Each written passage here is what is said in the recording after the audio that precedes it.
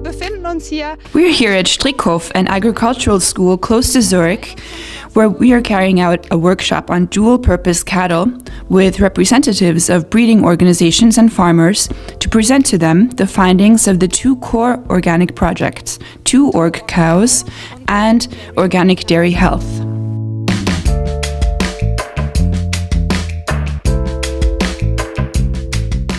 The organic guidelines recommend the use of locally adapted breeds, but there have been no studies to date on how local breeds actually perform under organic conditions when compared to commercial dairy breeds. This is why the Organic Dairy Health project focused on evaluating, for the first time ever, herd book data from local and commercial dairy breeds in Germany, Austria, Sweden, Poland, and Switzerland. In Switzerland, 3 breeds were compared: Grauvieh, original Braunvieh, and Braunvieh cattle with a high percentage of brown Swiss blood. As expected, commercial breeds perform much better in terms of milk production and lifetime output. But when it comes to the functional traits such as fertility, the share of milk samples over 100,000 cells, the lactation persistency, or the longevity, then the local breeds always fare significantly better than the commercial breeds bred for high milk production. The 2Org Cows project also focuses on dual-purpose cattle. Dual-purpose breeds are usually fed from the farm's own feed. Their performance is thus more strongly influenced by the site or environment. The question is, do animals perform differently in varying environments? Are the best performing animals in the lowlands, for example, also the best in the mountain area? Or are there differences? If they differ, we speak of genotype-environment interactions. These would then have to be taken into account in the breeding value estimation.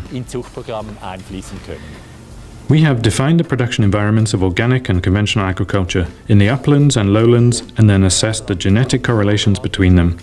But we have not been able to identify any significant genotype-environment interactions. The gut feeling says there must be differences, but the hard facts contradict that so far. I do not rule out the possibility that genotype-environmental effects may be found through other methodological approaches, but we cannot change the breeding program based on a gut feeling. We added meteorological data to the individual test day data, and then looked at whether dual-purpose breeds and specialized dairy breeds react differently. In particular, for protein there were strong weather dependencies. Braunvieh cattle reacted very differently from original Braunvieh. Whether this will have an effect on the breeding valuation, however, cannot be said yet. This is a new approach. The linking of phenotypic data with meteorological data, that was something new and interesting for me.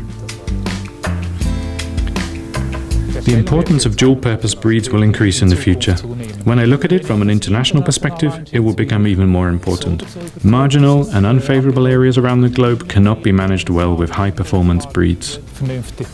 The dual-purpose breed certainly brings economic advantages because of the low milk price and relatively high meat price. The dual-purpose cow is also metabolically more robust. However, animal breeding doesn't go so fast. Many breeders are still influenced by the milk-orientated breeding. And you don't change your strategy from one day to the next. But one can already see a tendency that more and more farmers are changing their strategy. Every farmer has to find the right way for himself. A dual-purpose breed certainly better meets my needs for the type of farm I have now, compared to when we still used more inputs.